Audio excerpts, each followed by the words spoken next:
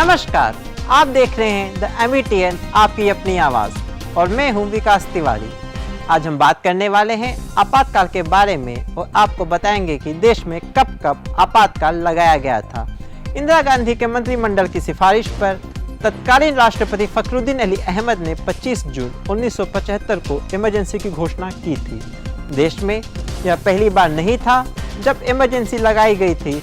1975 की इमरजेंसी देश की तीसरी इमरजेंसी थी। ठीक 49 साल पहले 1975 में 25 जून को इंदिरा गांधी की अगुवाई वाली सरकार ने देश पर इमरजेंसी लगाई थी। इस दौरान लोगों से उनके मौलिक अधिकार तक छीन लिए गए थे। वैसे यह पहली बार नहीं था जब देश में आपातकाल लगाया गया, लेकिन जिस वजह से और जिन परिस्थितियों में इसकी घोषणा की गई थी उससे पूरे देश में उथल पुथल मच गई थी।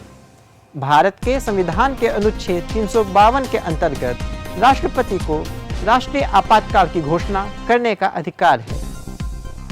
प्रधानमंत्री की अध्यक्षता वाले मंत्रिमंडल की लिखित सिफारिश पर आपातकाल की घोषणा की जाती है जब संपूर्ण देश या किसी राज्य पर अकाल, बाहरी देशों के आक्रमण या आंतरिक प्रशासनिक अव्यवस्था या अस्थिरता आदि की स्थिति उत्पन्न हो जाए।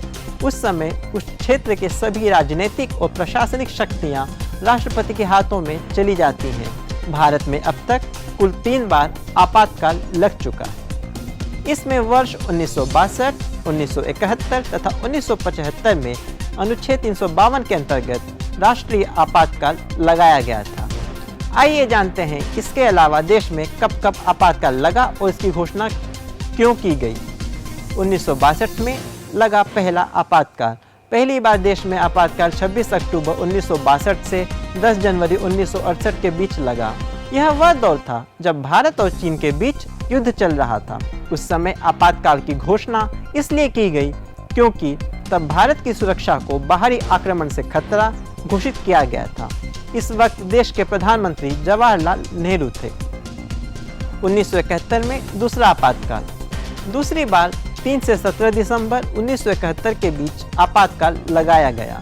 यह वह वक्त था जब भारत पाकिस्तान युद्ध चल रहा था।